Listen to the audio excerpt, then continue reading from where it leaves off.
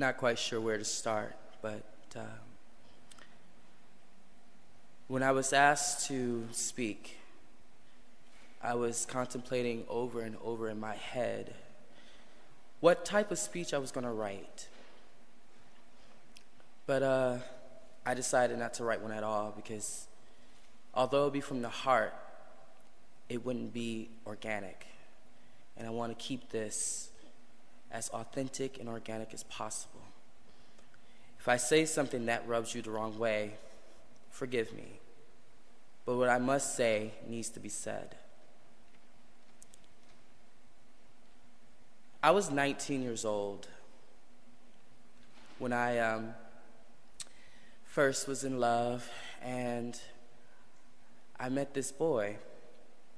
He was captain of the basketball team, and I was a little insecure, not sure of, not necessarily about my sexuality, because clearly I knew, but I was still searching for what it meant to be in love and what that feeling was like. So he introduced me to what it could feel like. And you see, when I was 17, I was previously sexually assaulted, had my virginity taken away. And so I was very uncomfortable with the subject of sex. Am I supposed to say that in church, sex? Oh, I'm sorry. Okay. Well, anyway, long story short, one day I was studying for midterms, and he came storming into the room, or to the apartment rather, and he said, "I want it, and I want it now." And we had a conversation about my experience previously and how I was very uncomfortable with sharing that part of myself because I was still dealing. Well, he wasn't hearing that, and long story short, he also raped me as well, thus infecting me with HIV. Because he found out the same day that he too was infected. I was 19 years old.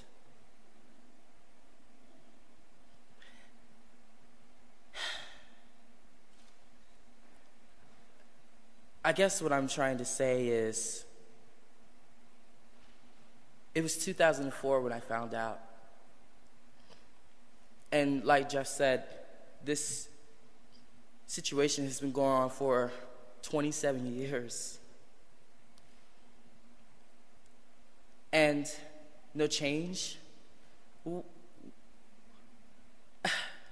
When I hear things about the ADAP crisis and people still dying and people are becoming infected by the droves, I ask myself, how the hell do we let that happen?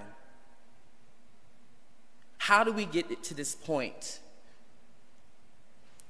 How do we allow government officials who are not HIV positive make decisions for us, for those who are HIV positive? Where is our voice? How do we allow that to happen? How do we allow our young people to become HIV positive? I volunteer at a non-heterosexual African-American drop-in center for young men.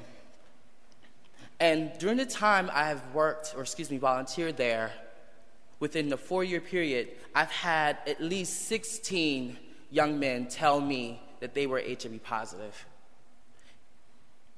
16. That breaks my heart. That we have this education, we have the medications, we have all this information, but 16 alone have come to me and tell me that they are HIV positive. And I wonder to myself, how did we let this happen? How do we allow our young people to fall in the cracks? Our young people are dying, and we have failed them.